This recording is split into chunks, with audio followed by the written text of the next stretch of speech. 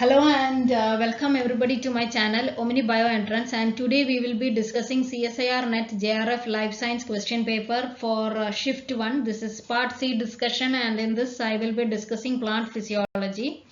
So this is the question paper of March 2025. So coming to the first question. Rubisco enzyme catalyzes carboxylation and oxygenation of RUBP in 5 steps.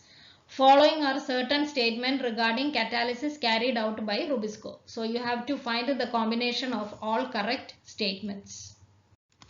So this is RUBP. This is the Rubisco enzyme. The first step is enolization, and it gives rise to 2,3-enediolate.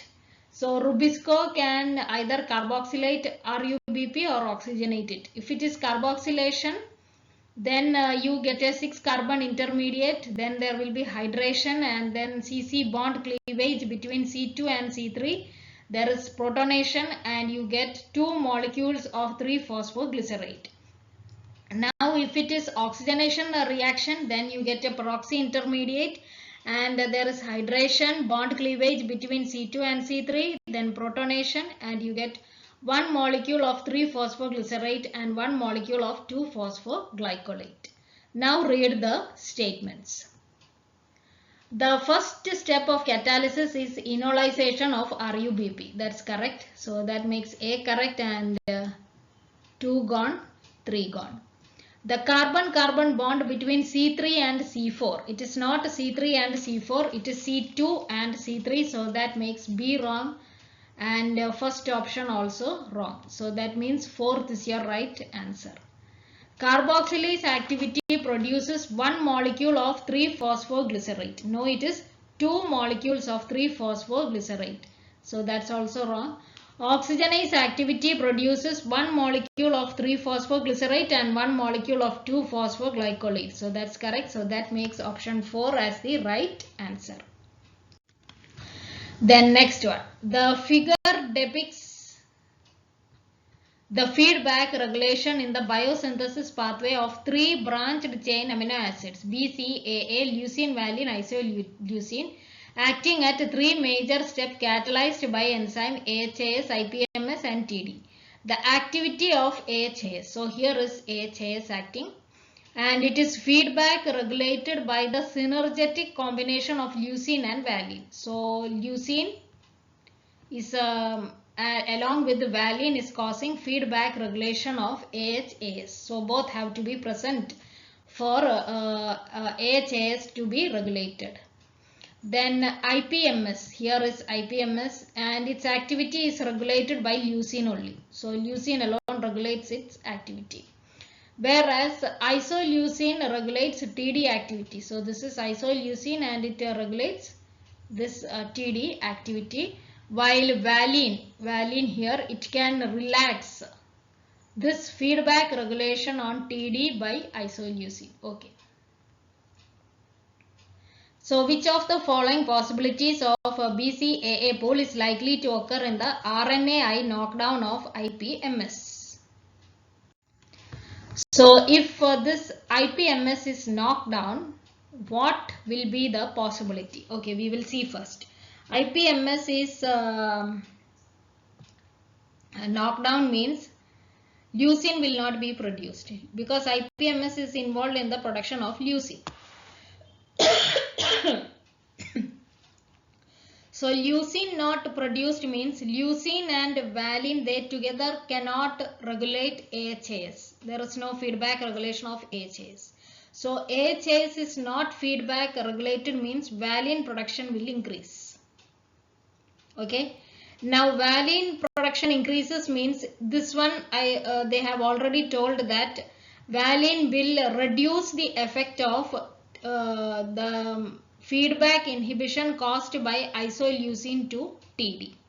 That means valine concentration increases means the feedback inhibition caused by TD will be reduced and more isoleucine will be produced. So now check the options. Both leucine and valine will decrease. No, leucine will decrease but valine will increase. So that's not correct. Leucine will decrease. Okay. Valine remains unchanged. No, valine will increase. So that's also not correct. Leucine will decrease. Okay. Both valine and isoleucine will increase. That's correct. Only leucine will decrease. That's also not correct. Then following statements are made regarding methyl erythritol phosphate and mevalonate pathway for plant terpenoid biosynthesis. So which of the statements are correct? Now coming to the pathway. So you have the mevalonate or MVA pathway. It is taking place in the cytoplasm, and the MEP pathway, it is taking place in the plastid. So MVA pathway also produce C5 subunits, just like the MEP pathway, which is also producing the C5 subunits. So MVA pathway, it will give rise to sesquiterpenes, triterpenes, dolicol, brasinosteroids and steroids. And MEP pathway, it will give rise to monoterpenes, diterpene, carotenoids, gibberellins and chlorophylls. Now read the statements. So the MEP pathway occur in plastid. Okay, you saw it here. It is plastid. And MVA pathway, it occurs in cytosol. Okay, so that's correct. So A is correct. Then mevalonate pathway supplies the C5 units of terpenoids for the biosynthesis of monoterpenes and diterpenes. No, that's not correct.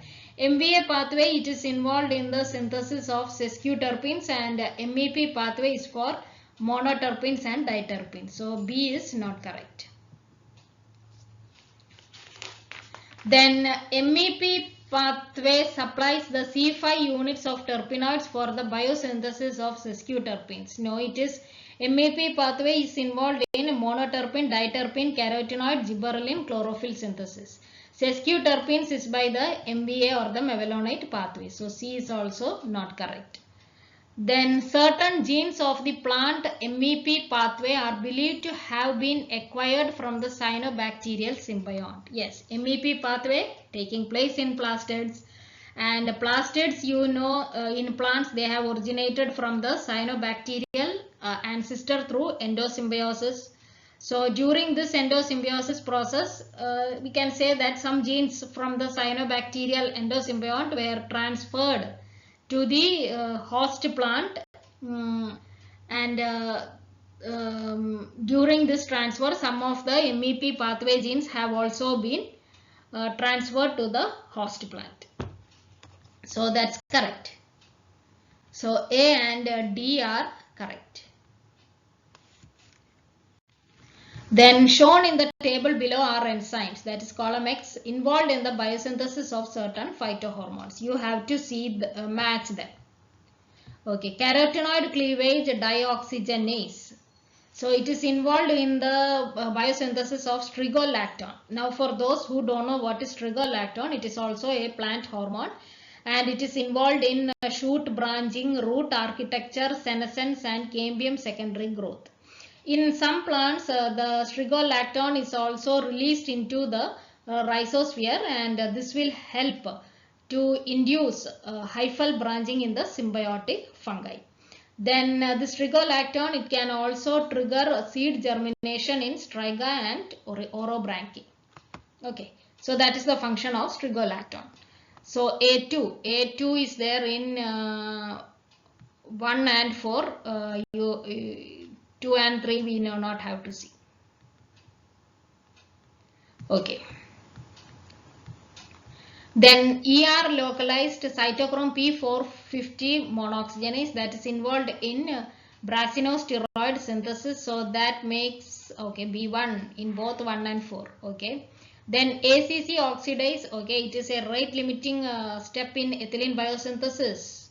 So C4, okay, that makes option 4 as the right answer. In option 1 they have given it is C3, so it is not correct, so that means 4 is the right answer. Okay. Then 9-cis epoxy carotenoid dioxygenase, it is for abscisic acid.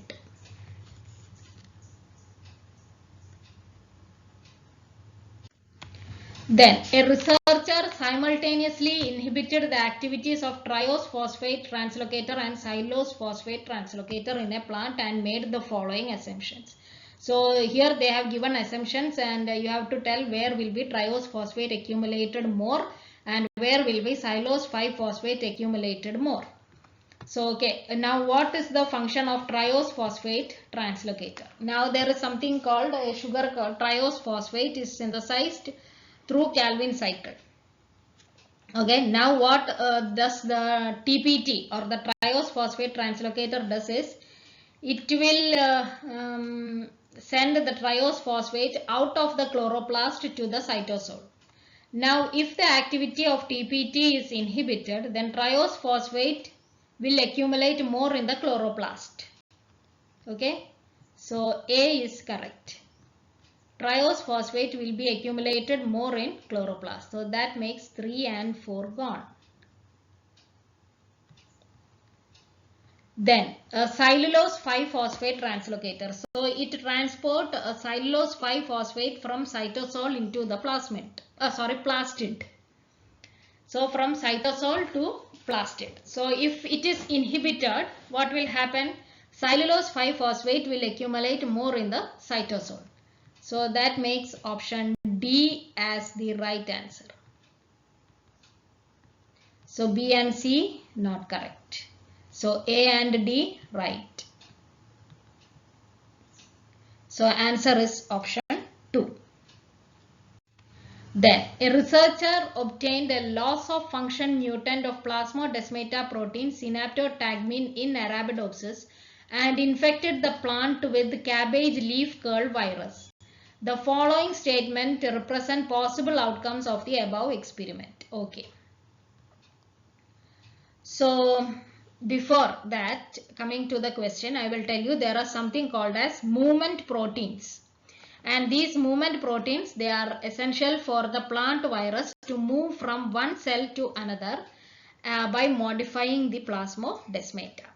And the synaptotagmin, it interacts with these movement proteins to modify the plasmodesmata and help in virus translocation. Now these viral movement proteins, they also utilize the endocytic recycling pathway for this cell-to-cell spread through plasmodesmata. And synaptotagmin also plays a key role there. So these points you have to remember.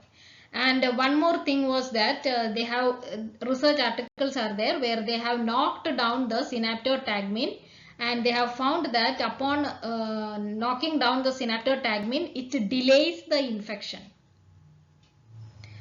and thereby inhibiting the cell spread of certain viruses. So it delays or slows the infection in knockdown mutants. Okay, now come to the question. So here, okay, here the researcher obtained a loss of function mutant of this synaptotagmin protein. So there is no function for synaptotagmin protein. So the movement protein, the viral movement proteins will be delayed in their transport from cell to cell via the plasmodesmata. So infection will be slower in such plants. So first what they have told, the cabbage leaf curl virus infection will be slower in the mutant plant. That is correct. So A is correct. A is correct means, wow, your answer is 1. A and C only. The others are wrong.